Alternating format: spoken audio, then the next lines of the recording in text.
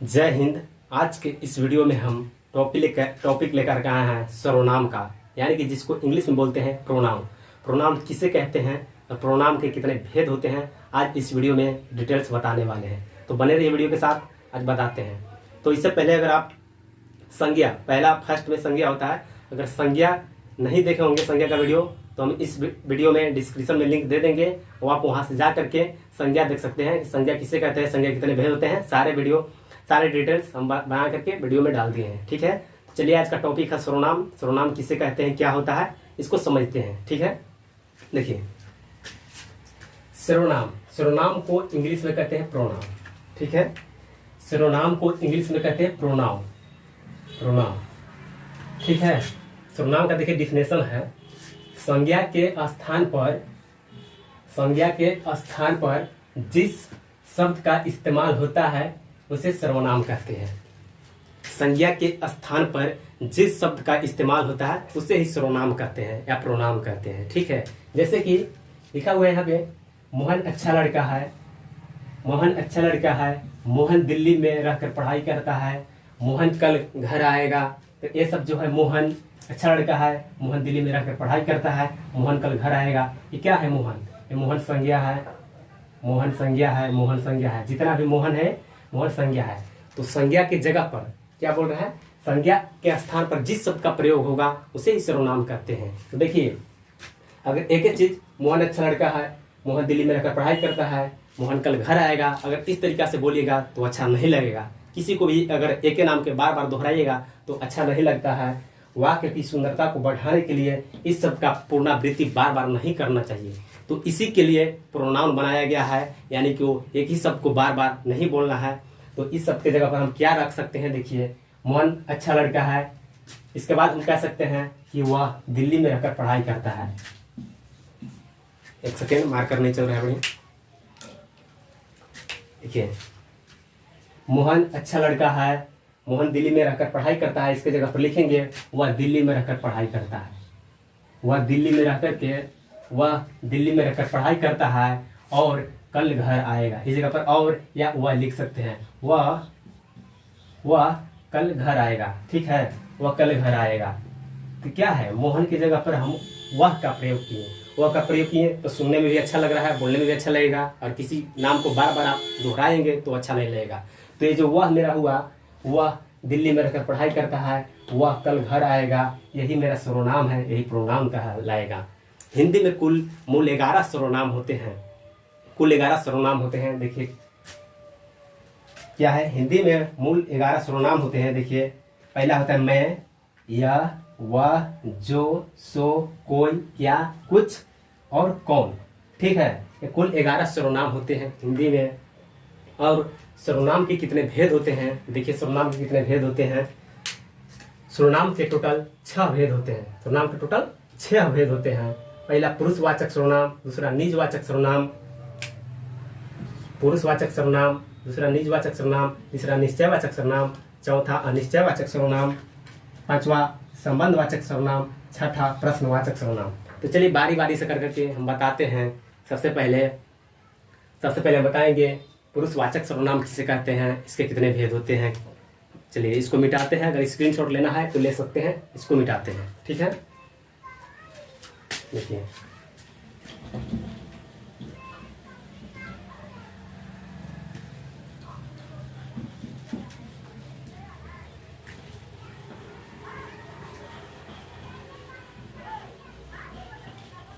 सबसे पहले पुरुषवाचक सर्वनाम बताएंगे। पुरुषवाचक सर्वनाम किसे कहते हैं, आखिर इसे पुरुषवाचक सर्वनाम में किस किस को रखा गया है। आप सभी first person, second person, third person का नाम सुने होंगे। फर्स्ट पर्सन क्या है, सेकेंड पर्सन क्या है, थर्ड पर्सन क्या है, अगर पता होगा तो ठीक है, जिसको नहीं पता है बताते हैं। देखिए, तो first person, second person, third person ये पुरुषवाचक सर्वनाम में ही आता है। देखिए,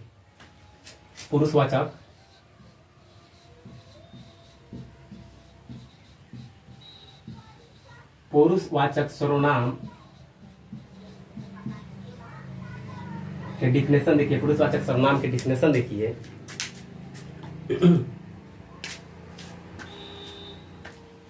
देखिए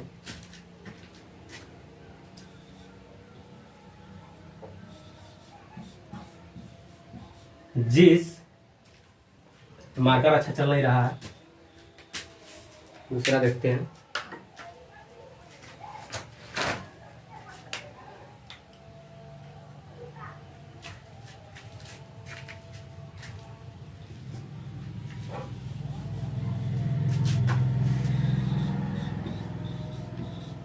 जिस सर्वनाम से बोलने वाला तथा सुनने वाला एवं जिसके बारे में बात किया जाए, जिसके बारे में बात किया जाए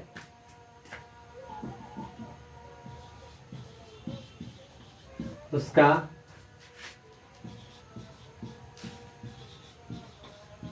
पता चलता है, उसे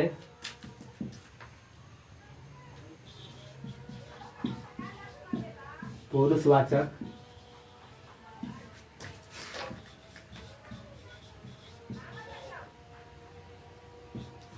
सर्वनाम कहते हैं। ठीक है, देखिए पुरुषवाचक सर्वनाम में 3 प्रकार के भेद होते हैं। पुरुषवाचक सर्वनाम का 3 प्रकार का भेद होता है। पहला होता है, पुरुषवाचक में ही 3 प्रकार होते हैं। पहला होता है फर्स्ट पर्सन, दूसरा होता है सेकंड पर्सन, तीसरा होता है थर्ड पर्सन। तो फर्स्ट पर्सन में क्या होता है दोस्त, फर्स्ट पर्सन किसे कहते हैं? फर्स्ट पर्सन में जैसे कि हम किसी के बारे में बात कर रहे हैं, मान के चलिए हम आपको बात कर रहे हैं कि आप बहुत अच्छे हैं और आपके जो बड़े भाई हैं वो भी बहुत अच्छे हैं, यानी कि हम हुए फर्स्ट पर्सन और आप हुए सेकंड पर्सन। आपके भाई के बारे में बात किए तो हुए थर्ड पर्सन। यानी कि सीधा सीधी बात है कि बोलने वाला तथा सुनने वाला और जिसके बारे में बात किया जाए उसे ये पुरुषवाचक सर्वनाम में फर्स्ट पर्सन में रखा गया है। फर्स्ट पर्सन उसी को कहते हैं। ठीक है, इसको मिटाते हैं और फर्स्ट पर्सन में लिख देते हैं। क्या क्या फर्स्ट पर्सन में आएगा, देखिए पुरुषवाचक सर्वनाम के 3 भेद होते हैं। पहला फर्स्ट पर्सन, ठीक है, जिसको हिंदी में बोलते हैं उत्तम पुरुष, उत्तम पुरुष। दूसरा होता है सेकेंड पर्सन, जिसको इंग्लिश में बोलते हैं, मार्कर में इसे चल रहा है,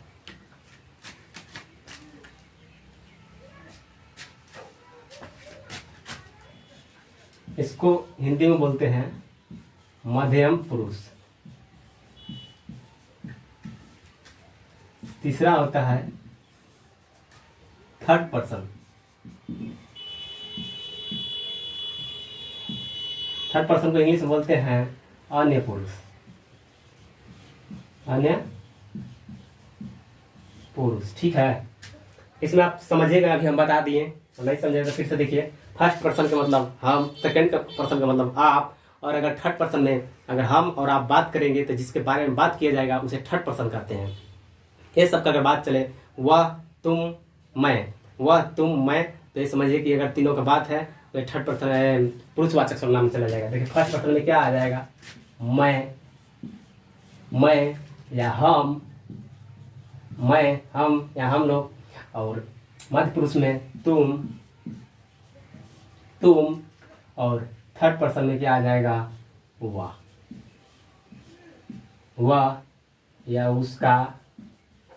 ठीक है, थर्ड पर्सन का मतलब कि हम और आप छोड़ा के बाद जिसके बारे में बात किया जा रहा है, तीसरा के बारे में बात किया जा रहा है, तो थर्ड पर्सन में आ जाएगा। ठीक है, फर्स्ट पर्सन समझ गए, थर्ड पर्सन समझ गए, अरे सेकंड पर्सन समझ गए, थर्ड पर्सन समझ गए, तीनों पर्सन समझ गए।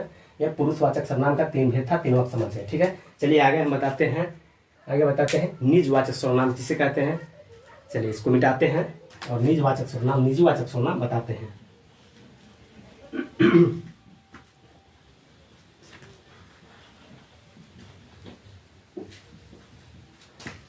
डिफिनेशन को कोई याद करने की जरूरत नहीं है। अगर अच्छा से समझ में आ जाए तो डिफिनेशन खुद से भी लिख सकते हैं। इसलिए डिफिनेशन पर मजा आइएगा कि डिफिनेशन बहुत अच्छा तरीका से लिखना चाहिए। देखिए डिफिनेशन हम खुद आपको इतना अच्छा तरीका से समझा ही देंगे, डिफिनेशन की कोई जरूरत नहीं है। सीधा सीधे समझिए कि निजीवाचक सर्वनाम किसे कहते हैं। देखिए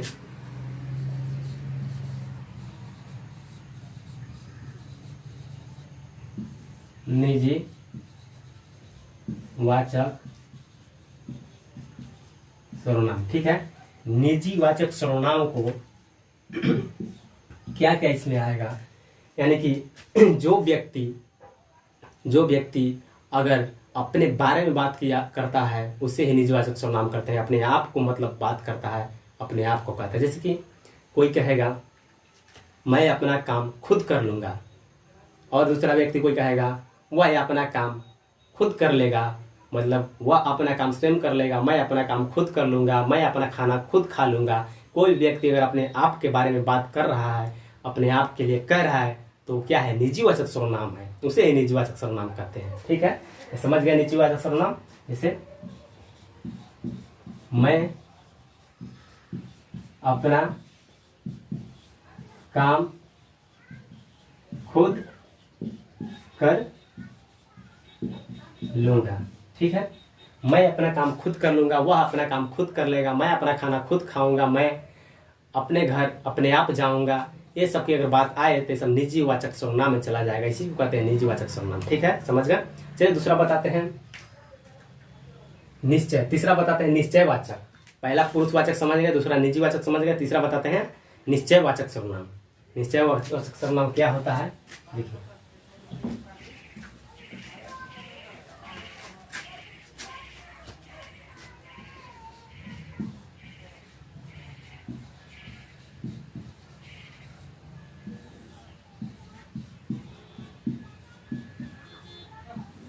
निश्चयवाचक सर्वनाम। निश्चयवाचक सर्वनाम किसे कहते हैं, क्या होता है, देखिए कोई भी काम, कोई भी चीज है अगर निश्चिंत है उसे निश्चयवाचक सर्वनाम कहते हैं। देखिए जैसे यह मोबाइल है, वह जा रहा है, ठीक है। यह मोबाइल है, वह जा रहा है। अगर मेरे पास मोबाइल है तभी कहेंगे कि यह मोबाइल है। अगर कोई जा रहा है तभी कहेंगे कि वह जा रहा है। अगर नहीं जाएगा तो कैसे कहेंगे कि वह जा रहा है, ठीक है। यानी कि सीधा सीधी कहने का मतलब है कि नज़र के सामने, आपके अगर नज़र के सामने जो काम हो रहा है उसी को हम निश्चयवाचक सर्वनाम कहेंगे। आपके नज़र के सामने जितना भी चीज़ है वो सब क्या है, निश्चयवाचक सर्वनाम है। आपके नज़र के सामने अगर नहीं है तो अनिश्चयवाचक सर्वनाम है। चलिए निश्चयवाचक सर्वनाम समझ गए। यह मोबाइल है, वह जा रहा है, यह काम हो रहा है, वहाँ देखो पेड़ है, यहाँ देखिए हरियाली है, यहाँ देखिए खाना है, वो देखो लड़की है, वो देखो सुंदर कन्या जा रही है। ये सब अगर आंखों के सामने अगर होगा, नज़र के सामने होगा, वो सारा निश्चयवाचक सर्वनाम है। अगर कोई नज़र के सामने नहीं है तो समझिए कि अनिश्चयवाचक है, ठीक है। तो निश्चयवाचक सर्वनाम भी समझ में आ गया। चलिए आगे बताते हैं अनिश्चयवाचक सर्वनाम क्या है। तीसरा हो गया निश्चयवाचक सर्वनाम। चौथा बताते हैं अनिश्चयवाचक सर्वनाम।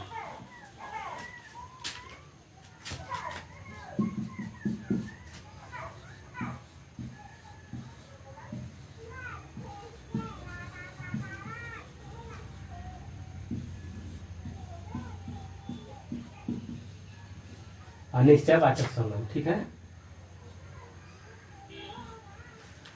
अनिश्चयवाचक सर्वनाम क्या है, देखिए अभी हम आपको बताएं। अनिश्चित, इसका कोई निश्चित ही नहीं है। जैसे कहेंगे कुछ लड़के चले गए, ठीक है, कोई वहां पे खड़ा है, कोई देख रहा होगा, मतलब जिसका कोई निश्चित ही नहीं है उसको ही कहते हैं अनिश्चित। जैसे कहेंगे कि कोई वहां पे खड़ा है, इसका कोई निश्चित है कि कोई वहां पे खड़ा है तो है कि नहीं है।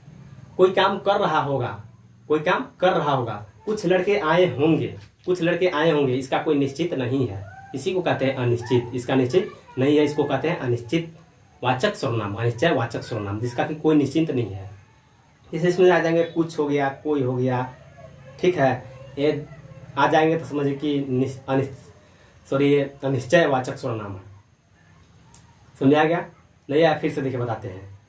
कोई वहां पे खड़ा होगा, कुछ लड़के घर गए होंगे। अगर ये बात बोल रहे हैं कि कुछ लड़के वो घर गए होंगे, तो इससे पता चल रहा है कि कुछ लड़के घर गए होंगे। ये क्या निश्चित है? निश्चित नहीं है, अनिश्चित है। कुछ लड़के घर गए होंगे, पता ही नहीं है गए होंगे कि नहीं गए होंगे, ये तो अनिश्चित है। ऐसे ही बोल रहे हैं, अंजाद पे बोल रहे हैं। तो जो काम नजर के सामने, वो निश्चयवाचक, जो काम नजर के मतलब बात नजर के सामने हो रहा है उसे निश्चयवाचक, और जो नजर के सामने नहीं हो रहा है उसे हम बोलेंगे अनिश्चयवाचक। ठीक है, चलिए अनिश्चयवाचक समझ गए। अब बताते हैं हम अनिश्चयवाचक समझ गए। चौथा पांचवा बताते हैं संबंधवाचक। संबंधवाचक क्या होता है? संबंधवाचक सर्वनाम किसे कहते हैं?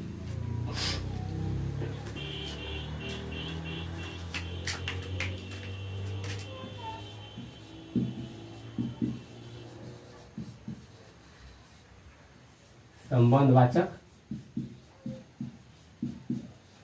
सर्वनाम। संबंधवाचक सर्वनाम में कोई भी चीज अगर संबंध जैसा लगे कि जोड़ा हुआ है उसे संबंधवाचक कहेंगे। जैसे कि देखिए, एक कहावत है। कहावत क्या है? देखिए कि उठ जाग मुसाफिर भोर भइल, अब रैन कहाँ जो सोवत है, और जो सोवत है सो खोवत है, जो जागत है सो पावत है। एक कहावत आप सुने होंगे, उठ जाग मुसाफिर अब रैन कहाँ। रैन का मतलब रात होता है कि अब रात कहाँ तू जो सोवत है, और जो सोवत है सो खोवत है। खोने का मतलब कि जो सो रहा है वो खो रहा है, कि उसे लाभ प्राप्त नहीं हो रहा है, कुछ मिल रहा है तुम्हें नहीं मिल रहा है, तो सो रहा है तुम। और जो जागत है सो पावत है, और जो जग रहा है सो ही पा रहा है। यानी कि जैसे कि सुबह होता है तो आप मम्मी भी कभी कभी सुनाते होंगे ये चीज लोरी कि उठ जाग मुसाफिर भोर भइल, अब रैन कहाँ जो सोवत है, जो सोवत है सो खोवत है, जो जागत है सो पावत है।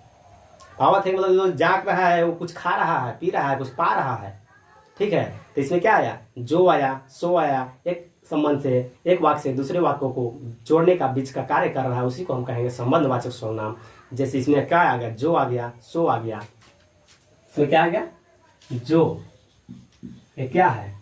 एक वाक्य से दूसरे वाक्य को जोड़ रहा है ना। जो जागत है सो पावत है, इसमें जो आ गया, सो आ गया। यही क्या है? संबंधवाचक सर्वनाम है।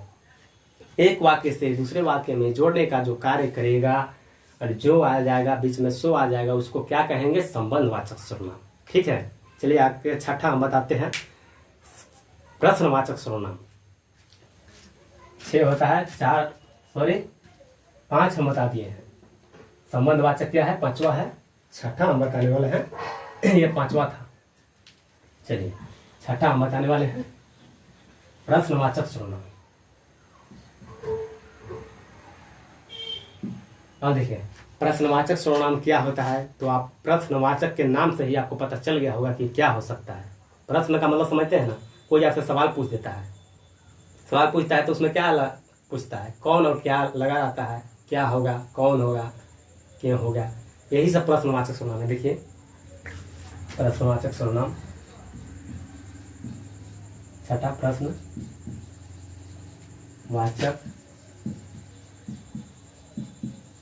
सर्वनाम। प्रश्नवाचक सर्वनाम क्या आएगा? जैसे कहेंगे, हम कहेंगे वहां पे कौन खड़ा है, वहां पे कौन खड़ा है, कौन आया, सवाल पैदा किया।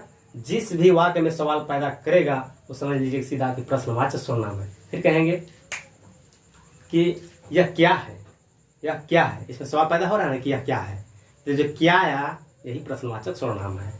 वह क्या कर रहा है, मतलब वह क्या कर रहा है, सवाल पूछ रहा है, तो जो क्या बीच में आया यही प्रश्नवाचक है। वहां पे कौन जा रहा है, वहां पे कौन जा रहा है, क्या है, प्रश्नवाचक सर्वनाम है। इसी को कहते हैं प्रश्नवाचक सर्वनाम। यानी कि जिस वाक्य में सवाल पैदा कर दे, सवाल आ जाए, सवाल में क्या कौन आ जाए, ये सब प्रश्नवाचक सर्वनाम है। तो हमारा छठा भी खत्म हो गया, यानी कि सर्वनाम के 6 भेद टोटल बता दिए, खत्म हो गया। अगर वीडियो अच्छा लगा होगा, बात समझ में आया होगा, तो वीडियो के लाइक, सब्सक्राइब और शेयर जरूर कर दीजिएगा। मिलते हैं अगले वीडियो में, तब तक के लिए जय हिंद।